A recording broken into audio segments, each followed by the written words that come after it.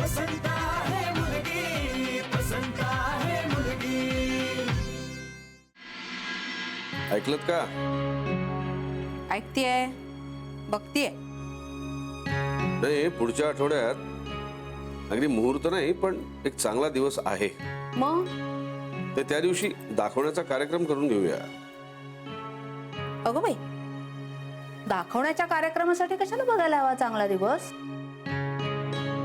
एकदा दुधाने तोंड पोळलं की माणूस ताक सुद्धा फुंकून पितो ना, तसं झालंय माझं. तुम्ही नका काळजी करू, होईल सगळं नीट.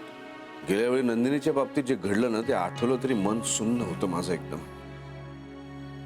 साखरपुड्याच्या दिवशी आपला वर दुसऱ्याच एका वधूला घेऊन येतो, ही गोष्ट पचवायला फार अवघड आहे हो. नंदिनीच्या खंबीरपणाचं आणि धीराचं कौतुक वाटतं मला. तिच्या जागी दुसरी कोणी असती ना, तर कोलमडून पडली असती. देवाच्या दयेनं होतंय ना आता सगळं नीट. तुम्ही नका काळजी करू. होईल तेव्हा खरं असं झालंय माझं आता. असं नका बोलू हो. तुम्हीच असं बोलायला लागल्यावर मी काय करायचं? खरंच तुम्हाला इतकं खचलेलं मी कधीच पाहिलं नव्हतं. ती सासूबाई गेल्या ना, तेव्हा सुद्धा किती धीरानं वागलात तुम्ही. हो, कारण आई गेली त्यासाठी मी स्वतःला दोषी मानत नव्हतो ना. त्यांच्या आजारपणात त्यांचं सगळं केलं तुम्ही. अगदी शेवटच्या श्वासापर्यंत तुमचंच नाव होतं त्यांच्या तोंडी. तुम्ही अगदी जीव की प्राण होतात त्यांचे. होईल हो, सगळं व्यवस्थित होईल आता. तुम्ही खरंच नका एवढा विचार करू. सगळीकडून त्या मुलाविषयी चांगलंच ऐकायला मिळतंय. तर नंदिनी सुद्धा त्याच्यात कशाला खोट काढेल? माई, आत येऊ? कुमुद, अगं ये ना, हात दारात काय उभी, ये.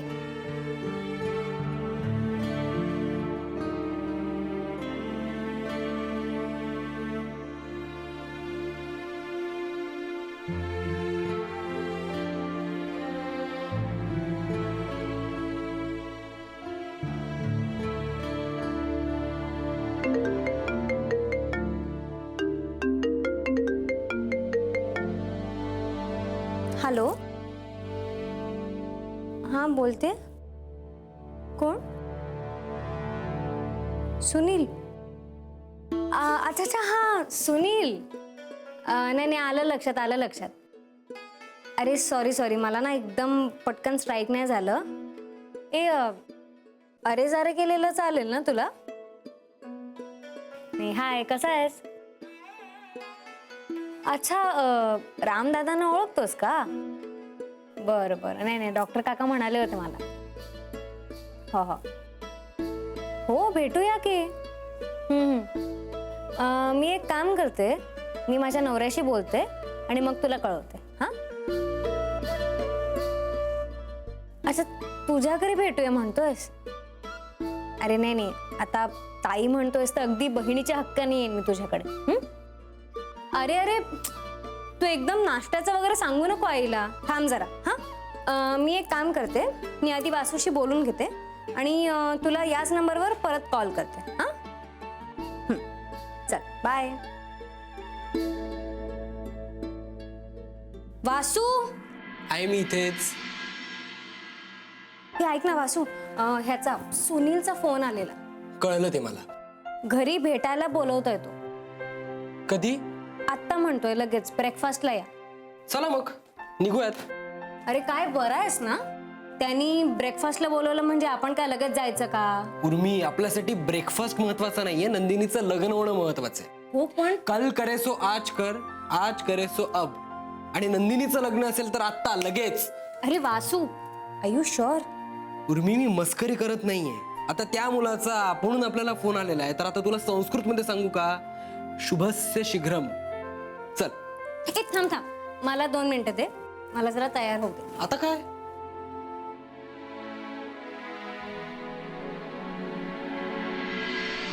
उर्मी, अजून किती छान दिसायचंय तुला. अरे नीट नेटका नको का जायला जरा? अरे नीट नेटकी तू दिसतेस आणि सुंदर तर तू आहेसच. गप रे.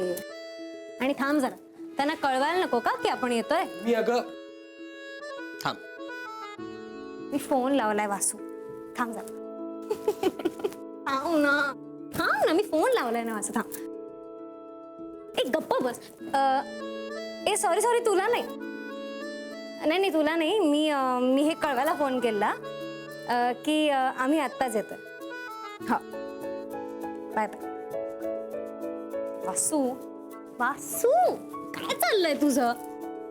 काय चाललंय काय? माझ्या बायकोच्या खोड्या काढतोय मी.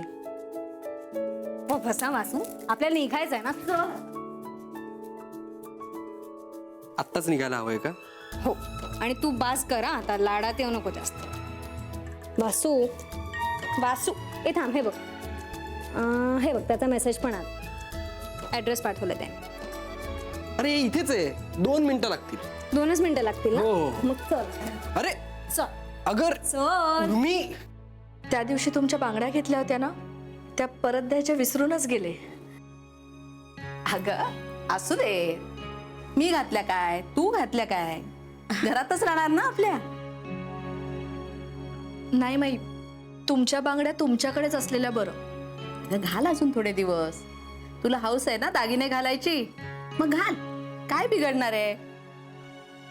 नाही नको माई, राहू दे. बघा अगं तू सून आहेस माझी, कोणी परकी आहेस का? नाही तसं नाही माई, पण तुमची वस्तू तुमच्याच ताब्यात असलेली बरी. बर ठीक आहे.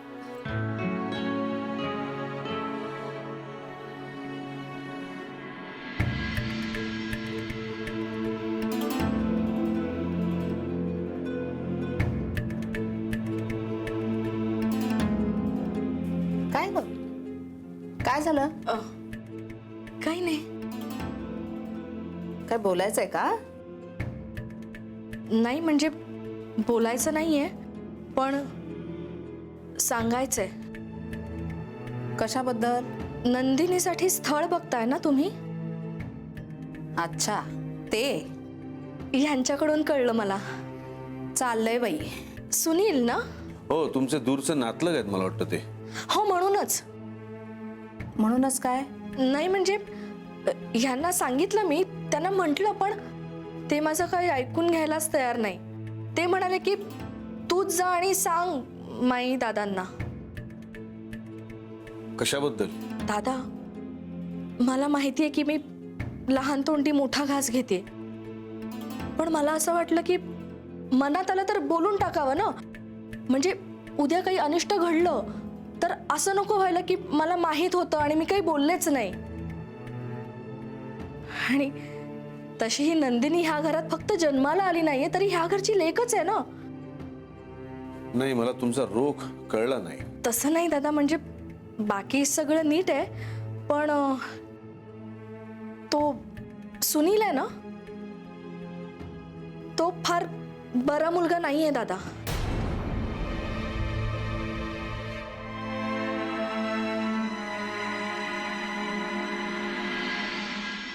नंदे, काय चाललंय तुझं? मग अशी अक्कासमोर काय नाटकं चालली होती? मला नाही बोलायचंय काही. बोलायचं नाही म्हणजे? सांगून कळणार नाही तुला. काय कळणार नाही? कोणालाच कळत नाही माझं मन. कोणीच समजून घेत नाही मला. हो, मी समजून घेत नाही.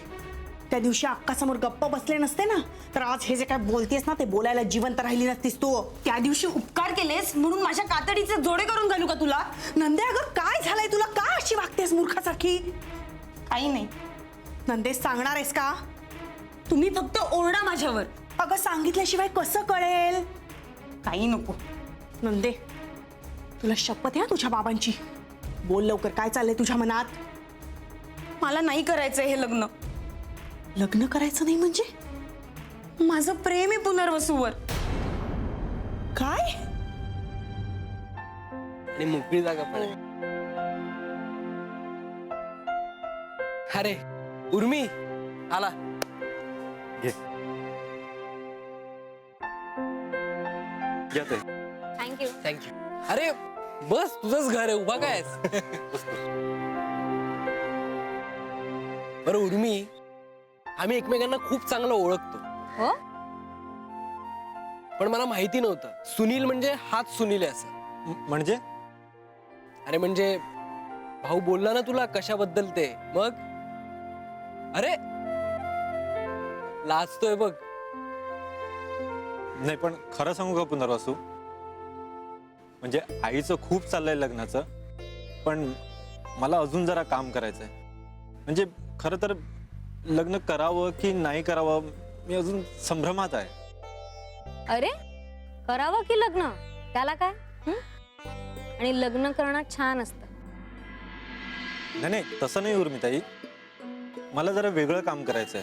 म्हणजे म्हणजे माझे वडील लवकर गेले, त्यामुळे शिक्षणाची अबाळ झाली. सख्खा मामा भक्कमपणे पाठीशी उभा राहिला म्हणून शिक्षण तरी पूर्ण करता आलं, नाहीतर लहान वयातच कुठेतरी रोजगार शोधावा लागला असता. म्हणून मला असं वाटतं ना की गरीब घरातल्या किंवा अनाथ मुलांच्या शिक्षणासाठी काहीतरी काम केलं पाहिजे. वा, मी पुण्यातल्या एका NGO बरोबर पण आहे, पण नंतर मी विचार केला की सुरुवात आपल्या गावापासूनच करूया. आपल्या गावात सुद्धा गरिबीमुळे न शिकता येणारी अशी कितीतरी मुलं आहेत. खरंय. पण खेड्यापाड्यात कोणी येत नाही रे शिकवायला. म्हणून मग मीच गाशा गुंडाळला आणि आलो इथे. वा सुनील, कमाल आहेस हं तू. सुनील, ए सुनील, आलो आहे, आलो. चहा आण.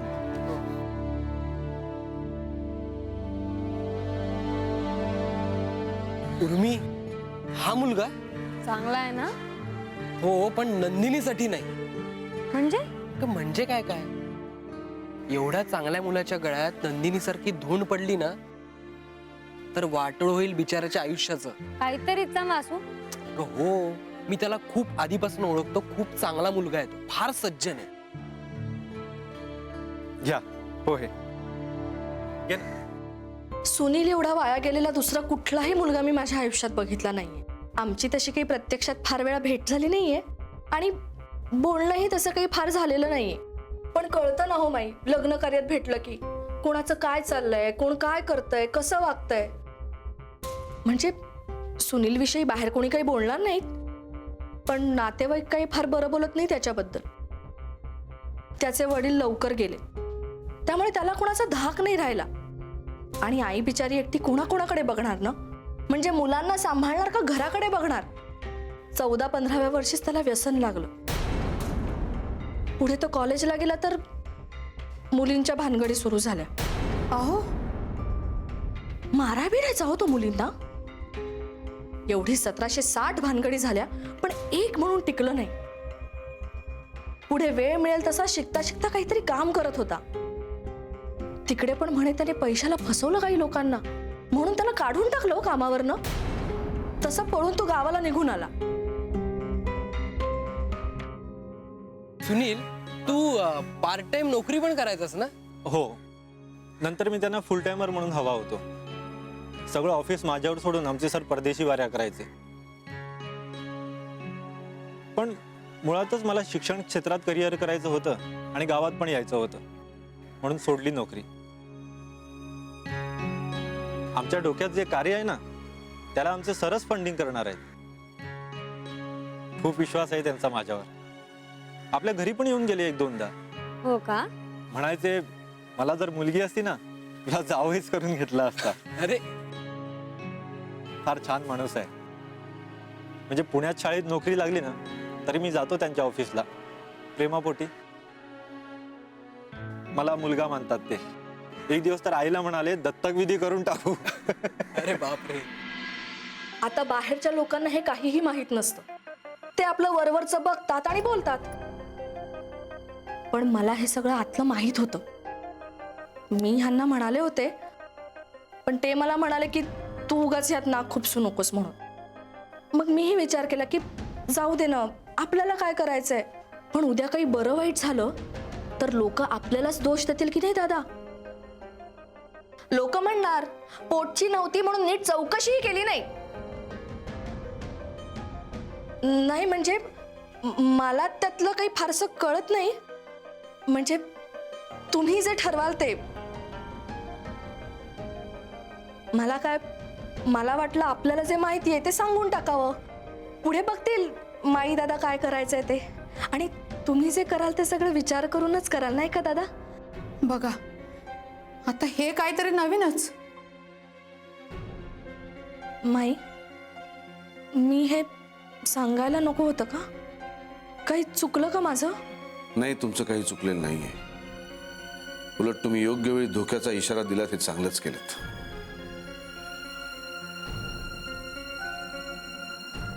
माझी काही फार अपेक्षा नाही मुलीकडून.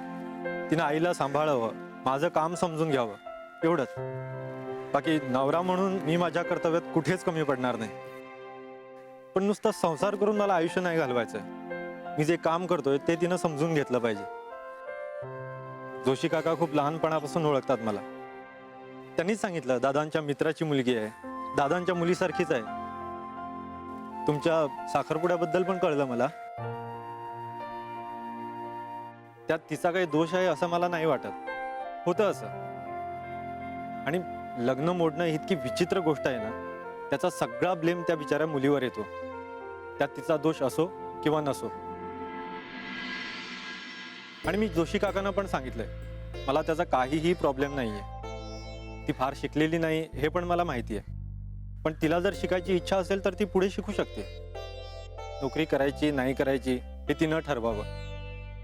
माझी फक्त एकच अट आहे. माझ्या आईने खूप कष्ट करून वाढवलंय मला. फक्त तिला समजून घ्यावं. बाकी माझं कशाबद्दल काहीही म्हणणं नाहीये. मला हुंडा नकोय. लग्न साध्या पद्धतीनेच व्हावं असं मला वाटतंय. बाकी तिच्याकडून तिचं काही म्हणणं असेल तर ते समजून घ्यायला मला नक्की आवडेल. अरे इतका वेळ मी एकटाच बडबड करतोय, तुम्ही काही बोलतच नाही आहात. अरे नाही, ऍक्च्युली आम्हाला तुझ्याबद्दलच ऐकायचं होतं. ताई तुम्ही तर गप्पच आहात. अरे ऐकते मी. तुझं बोलणं फार इंटरेस्टिंग आहे. थँक्यू ताई. चालेल, आता तू ये एकदा आमच्या घरी. नाही आत्ता जरा गडबड आहे. ते तुम्हाला सांगितलं ना, गरीब मुलांच्या स्कॉलरशिपचं ते जरा चाललंय. पण पुढच्या आठवड्यात वेळ असेल मी नक्की कळवतो. ठीक आहे, चालेल. तुझा नंबर आहे माझ्याकडे. आपण एकमेकांच्या संपर्कात राहूयात. हो मी करतो तुला फोन. ठीक आहे. येऊ मी? हो. एवढ्या शॉर्ट नोटीसवरती तुम्ही आलात, मला बरं वाटलं. आम्हालाही. खरंच. आणि हो, हे लग्न बिग्नाचं ठीक आहे, ते होईल न होईल या सगळ्या पुढच्या गोष्टी आहेत. पण आपण एकमेकांच्या कॉन्टॅक्टमध्ये राहूयात. हो. आणि तुझं काम मला खूप इंटरेस्टिंग वाटतंय. थँक्यू. चला येऊ मी. हां बाय सुनील. बाय. बाय.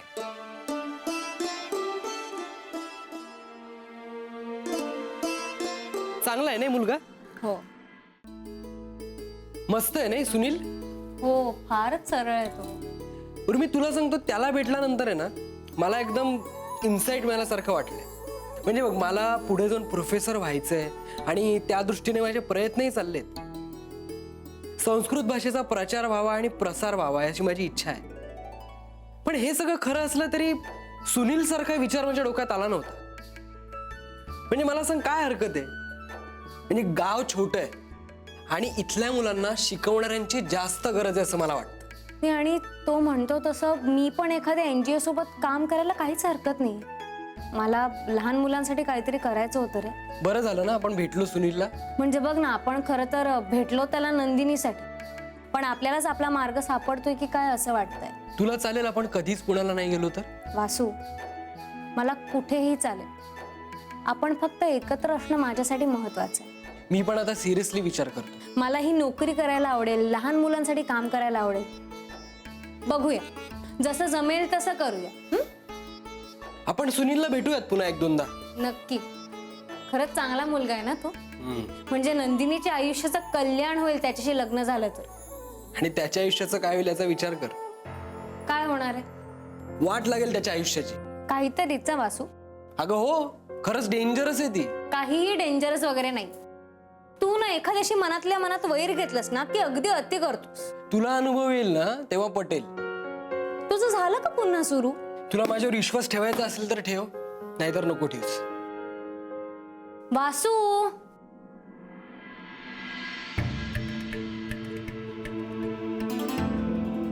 काय हो, काय करायचं आता? तोच विचार करतोय मी.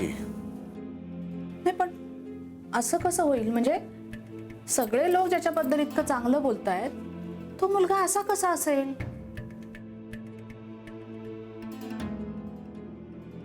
हे बघा कुमुद, तुमचं म्हणणं खोटं आहे असं मी म्हणत नाही, पण इतर लोकांनी तेच सांगितलं असतं जे तुम्ही सांगताय ते, तर आपलं काम सोपं झालं असतं ना. आपण सरळ नाही म्हणून मोकळे झालो असतो.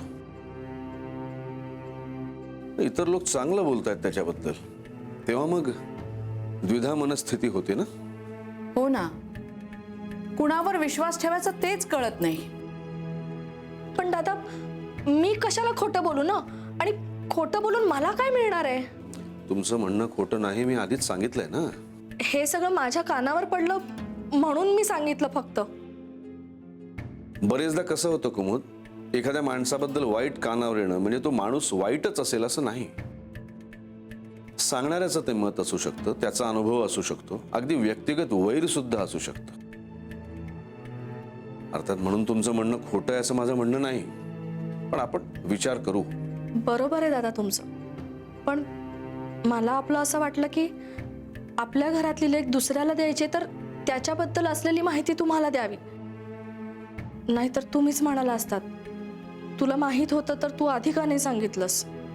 नाही नाही, तू सांगितलंस ते बरंच केलंस.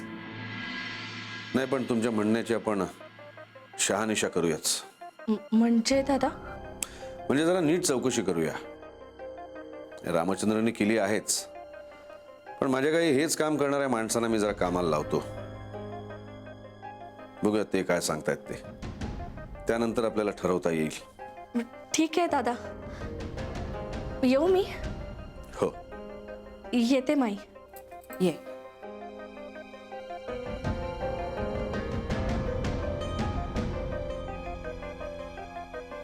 हे काय आहे हो आता?